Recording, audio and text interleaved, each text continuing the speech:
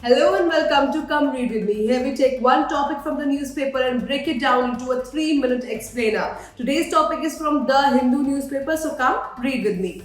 Now the topic is India posts 8.2% Q2 GDP growth top 6 quarters. So India's GDP grew at 8.2% in the second quarter, which is July to September of financial year 2025-26. Marking the strongest growth in 6 quarters, and that is really big thing for India.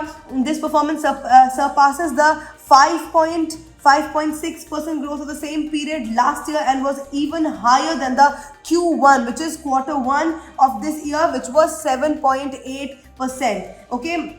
So what has driven this growth? Let us understand what drove this growth was manufacturing sector surge.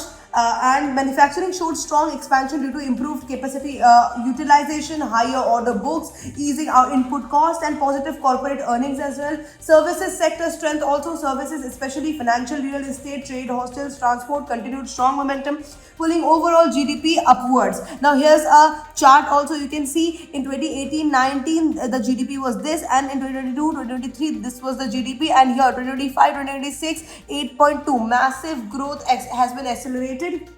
And in the first half, combined GDP growth for H1 financial year 26 stands at 8%, which could be a huge thing for India, signaling sustained recovery. Now, the government response is Prime Minister has praised this. In this paragraph, you can read that Prime Minister has said this is very encouraging, attributing it to pro-growth policy reforms, strong macroeconomic fundamental, hard work by Indian citizens and industries as well. Concentrated, highlighted by the Economist is something that the economists have highlighted here is that low nominal GDP growth, which is 8.7%, despite strong real growth, nominal GDP remains subdued, and this indicates weak underlying demand because nominal GDP reflects actual value including prices. Low nominal GDP is lower tax revenue affecting fiscal deficit management as well. Now let us understand the UPSC relevance of this topic. So this is again very important for GS paper 3, which is Indian economy. And then